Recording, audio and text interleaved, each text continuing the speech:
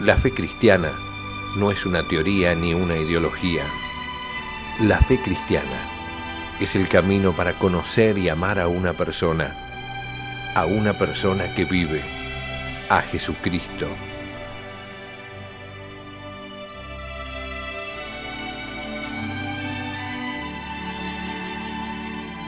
La fe cristiana, un curso del Instituto de Formación Teológica por Internet que quiere ayudarte a crecer en el amor a Jesús, nuestro Señor. En el nombre del Padre, y del Hijo, y del Espíritu Santo, amén. Queridos amigos, nuevamente juntos en nuestro programa La Fe Cristiana, procurando profundizar en los conocimientos sobre las enseñanzas de la Iglesia. Hoy vamos a tratar el apasionante tema de Jesucristo, Dios y hombre verdadero. La verdad que decir tema es casi una herejía, entre comillas, ¿no?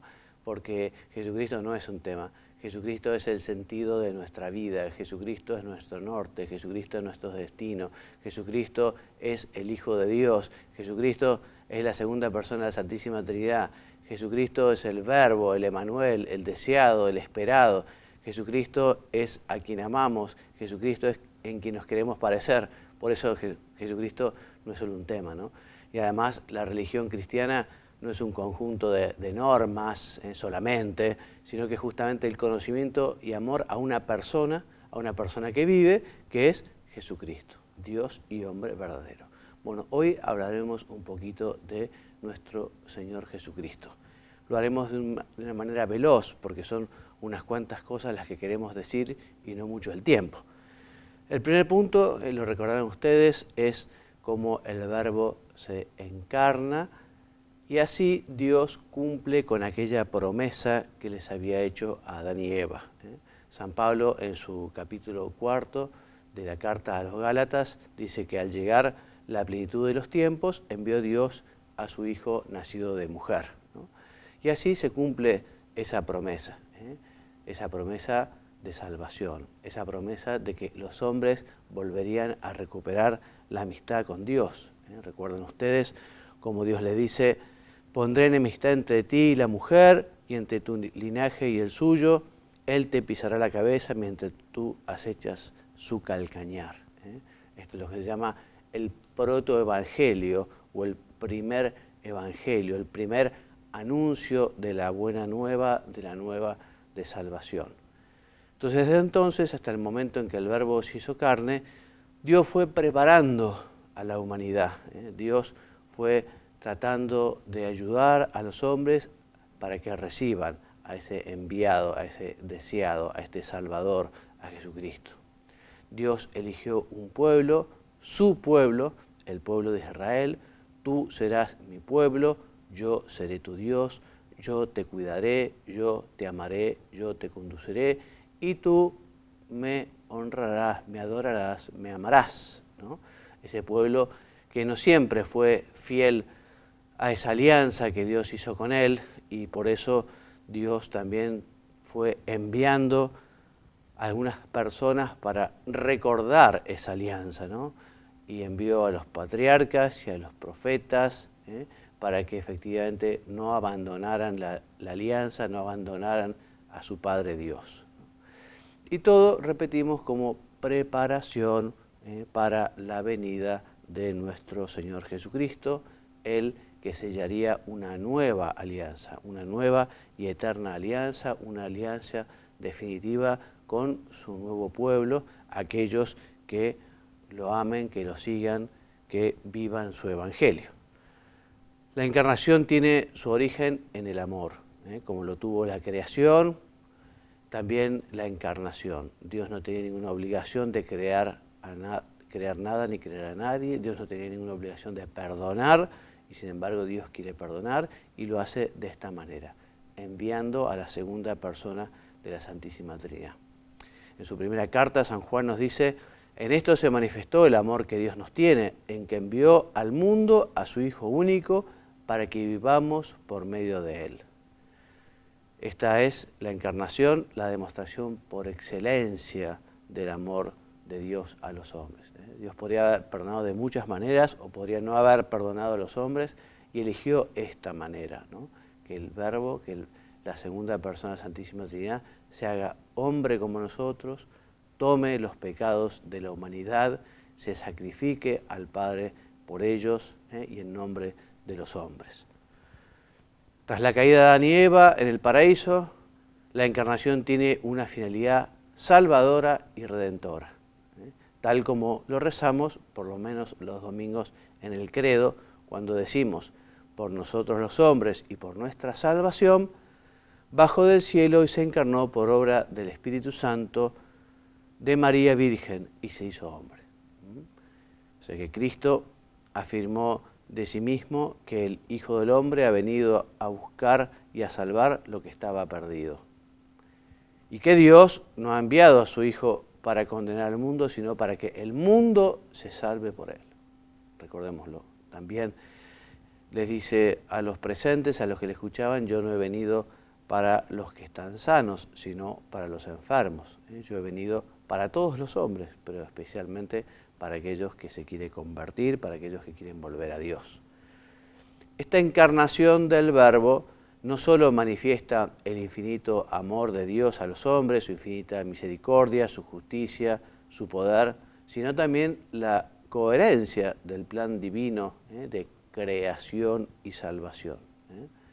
Esta profunda sabiduría divina decidió salvar al hombre del modo más conveniente a su naturaleza, que es precisamente mediante la encarnación del Verbo. Jesucristo, Verbo encarnado, Jesucristo que asume la naturaleza humana, no es un mito, no es una idea abstracta, sino que Jesucristo es hombre que vivió en un tiempo determinado en la tierra, en un concreto contexto social, geográfico, un hombre que después de pasar años en la tierra padeció y murió, y así podemos decir que Jesucristo lleva su propia existencia dentro de la evolución de la historia.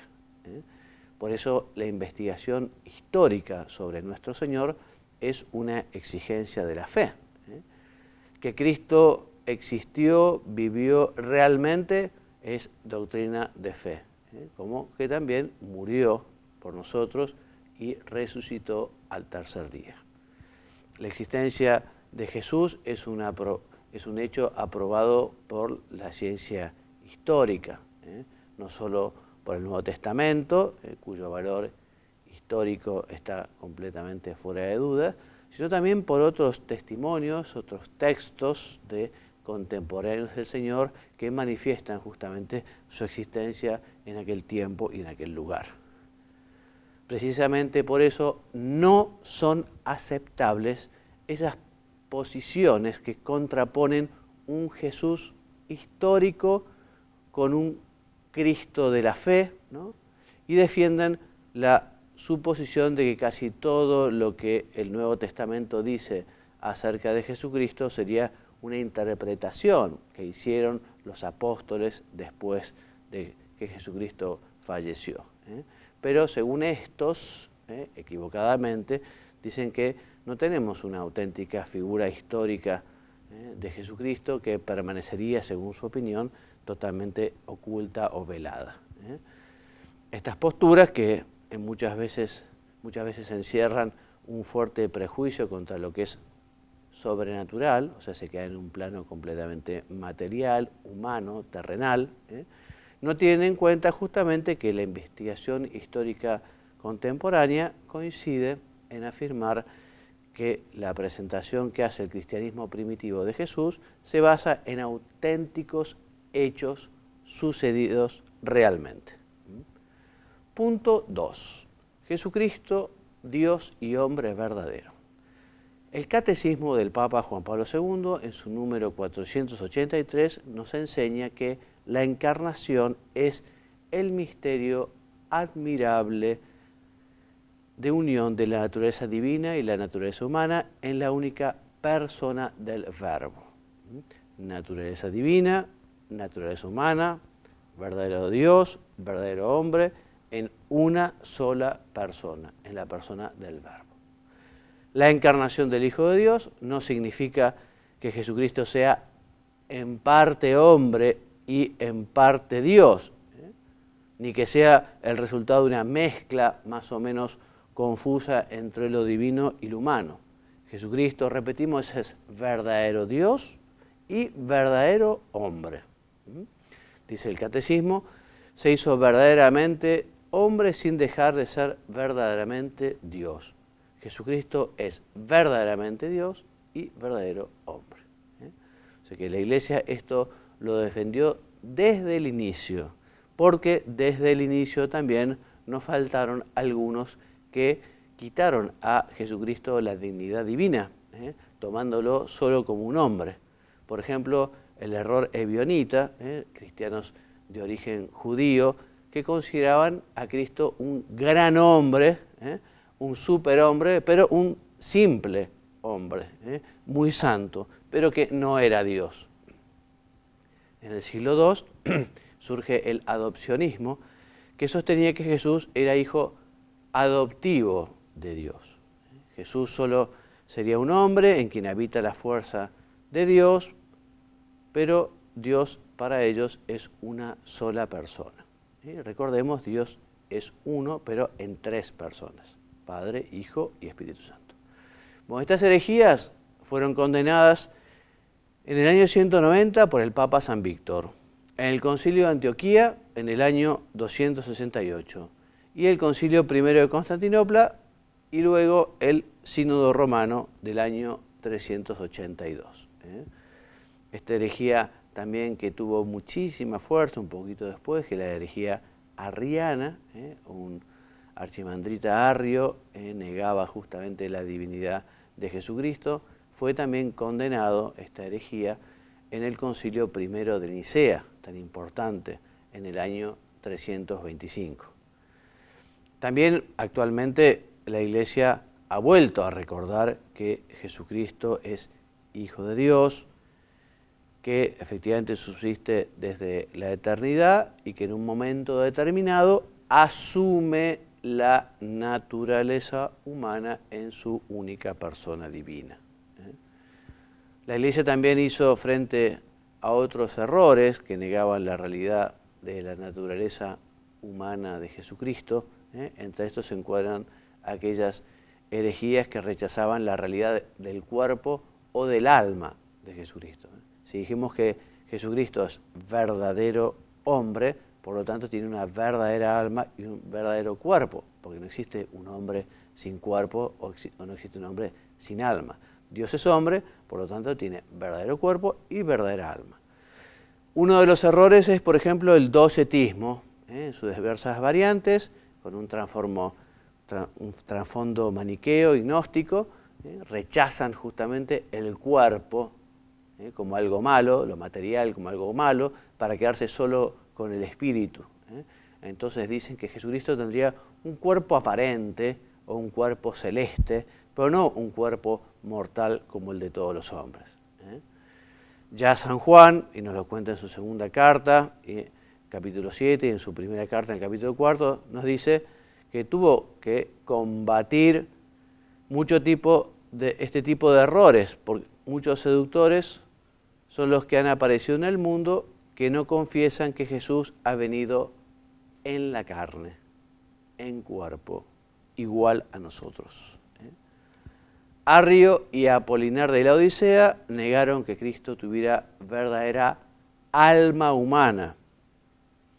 El segundo es un intento de defender la unidad de Cristo y su impecabilidad, y sostuvo que el Verbo desempeñaba las funciones del alma espiritual humana. Repetimos, en el Verbo, en la persona, está el cuerpo y alma. Alma también, ¿no? Esta doctrina supone negar la verdadera humanidad de Cristo, porque no existe un hombre que no tenga alma. Todos los hombres están compuestos por cuerpo y alma. Fueron condenados en el Concilio I de Constantinopla y también en el Sínodo Romano del año 382. Bueno, esta unión del cuerpo y alma en la persona de Cristo es lo que se llama unión hipostática. Entonces la gran controversia tuvo su origen en algunas afirmaciones de Nestorio. Nestorio, patriarca de Constantinopla, él daba a entender que en Cristo había dos sujetos, el sujeto divino y el sujeto humano, y que estaban unidos entre sí por un vínculo moral. Bueno, este error cristológico tiene su origen en el rechazo de la Virgen como Madre de Dios. Para Nestorio, la Santísima Virgen sería Madre de Cristo, Madre del hombre, pero no Madre de Dios. Para Nestorio, la Virgen María sería Cristo Tocos, pero no Theotokos, Madre de Dios. Entonces, frente a esta herejía, San Cirilo de Alejandría primero y luego el Concilio de Éfeso confirma toda la enseñanza de San Cirilo, recordaron que la humanidad de Cristo no tiene más sujeto que la persona del Verbo, la persona del Hijo de Dios, la segunda persona de la Santísima Trinidad. Por eso el Concilio de Éfeso proclamó que María llegó a ser con toda verdad Madre de Dios, mediante la concepción humana del Hijo de Dios en su seno. Evidentemente la Virgen no le dio la divinidad de Jesucristo, como tampoco ninguna madre le da el alma espiritual a su Hijo. En el libro Para Salvarte, el padre Loring dice un ejemplo que les puede servir. Recuerda o invita a que nos imaginemos la madre de una persona que es elegida democráticamente como intendente, por ejemplo, ¿no? Bueno, esta señora, cuando es elegido, se convierte en la madre del intendente.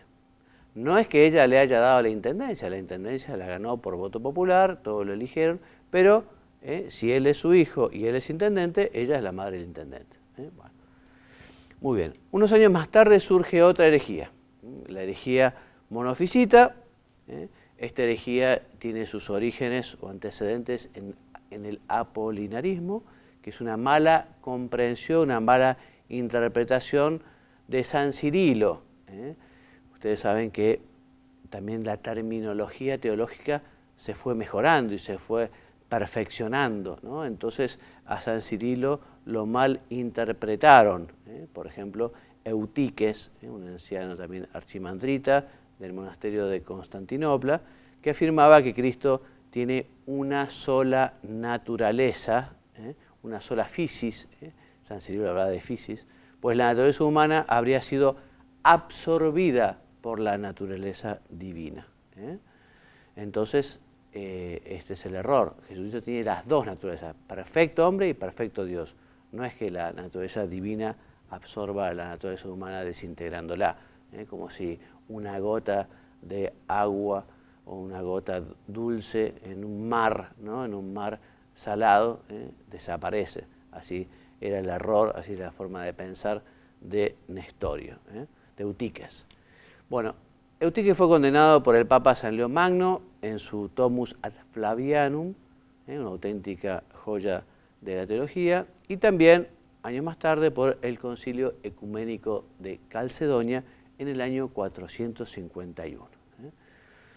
Punto de referencia obligado para la cristología que enseña Calcedonia lo siguiente: hay que confesar a un solo y mismo Hijo y Señor nuestro Jesucristo, perfecto en la divinidad y perfecto en la humanidad. Y añade que la unión de las dos naturalezas es sin confusión, sin cambio, sin división, sin separación. Toda la divinidad y toda la humanidad. Bueno, esta doctrina fue confirmada y declarada también por el Segundo Concilio de Constantinopla del año 553, que ofrece una interpretación auténtica del concilio anterior. Por eso, tras subrayar varias veces la unidad de Cristo, afirma que la unión de las dos naturalezas, la naturaleza humana con la naturaleza divina, tiene lugar según la hipóstasis, o sea, tiene lugar en la persona del Verbo, superando así, repetimos, la equivocidad de la fórmula de San Cirilo, que hablaba de unidad según la physis, ¿no? Según la naturaleza. Bueno, la humanidad santísima de Jesucristo. Estamos diciendo entonces que Jesucristo es verdadero Dios, pero también hombre verdadero, como nosotros, con cuerpo y alma, por lo tanto, con las potencias que tiene nuestra alma, la inteligencia, voluntad, ya lo veremos. ¿Qué nos enseña el Catecismo en su número 470? Dice que en la encarnación la naturaleza humana ha sido asumida, no absorbida. Por eso la Iglesia ha enseñado la plena realidad del alma humana de Jesucristo con sus operaciones de inteligencia y voluntad. Y también nos habla la Iglesia del verdadero cuerpo humano de Jesucristo. Entonces, paralelamente ha tenido que recordar en cada ocasión que la naturaleza humana de Cristo pertenece propiamente a la persona divina del Hijo de Dios que la ha asumido. O sea, es el Hijo de Dios, segunda persona de la Santísima Trinidad, quien asume, toma para sí una naturaleza humana. Y todo lo que es y hace en ella pertenece a uno de la Trinidad, la segunda persona de la Santísima Trinidad. Así, el Hijo de Dios comunica pues a su humanidad su propio modo de existir en la Trinidad. Evidentemente esto es misterioso, pero tenemos unas luces que nos ayudan a poder darnos cuenta de algunas de estas verdades, de esta realidad, ¿no? Entonces, el alma humana de Cristo está dotado de un verdadero conocimiento humano. No solo Jesucristo conocía por ser la segunda persona de la Santísima Trinidad, sino que Jesucristo tiene un conocimiento humano. Jesucristo, como todo niño, fue aprendiendo poco a poco.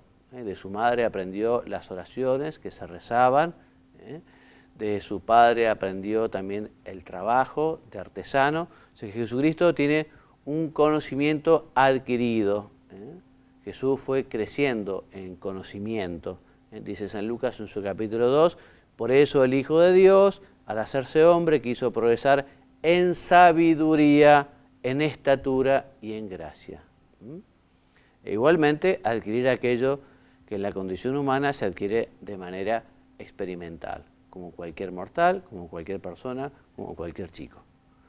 Ahora, también tuvo una ciencia infusa. A veces Dios da a las personas también una ciencia infusa, que es un conocimiento que no se adquiere directamente por el trabajo intelectual, sino que ha sido infundida directamente por Dios en la inteligencia humana.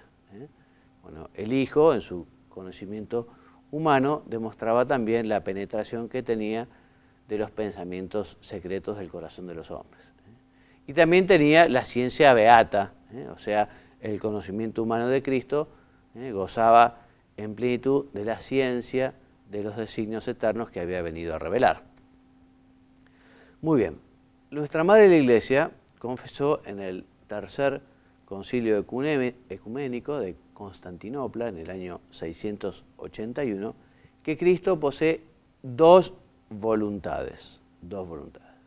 Así como tiene una voluntad, una inteligencia humana y una inteligencia divina, dos inteligencias, porque es hombre y porque es Dios, también en Cristo hay dos voluntades, dos operaciones naturales, una divina y otra humana, que no están opuestas, sino que cooperan una con otra, de forma que el Verbo hecho carne, en su obediencia al Padre, ha querido siempre humanamente todo lo que ha decidido divinamente con el Padre y el Espíritu Santo para nuestra salvación. O sea que la voluntad humana de Cristo siempre coincidió con esa voluntad de la segunda persona de la Santísima Trinidad. Entonces esta voluntad de Cristo, repetimos, sigue a su voluntad divina, estando subordinada a esta voluntad omnipotente. Entonces, en Cristo hay dos operaciones, las divinas, procedentes de su naturaleza divina, y las humanas, que proceden de la naturaleza humana de Cristo. En este sentido, el Segundo Concilio Ecuménico de Nicea del año 787 nos dice que la Iglesia reconoció que es legítima su representación en imágenes sagradas. Los católicos no adoramos las imágenes nos llevan a la persona. Cuando vemos una imagen de Jesucristo, ella nos comunica con la persona de Cristo.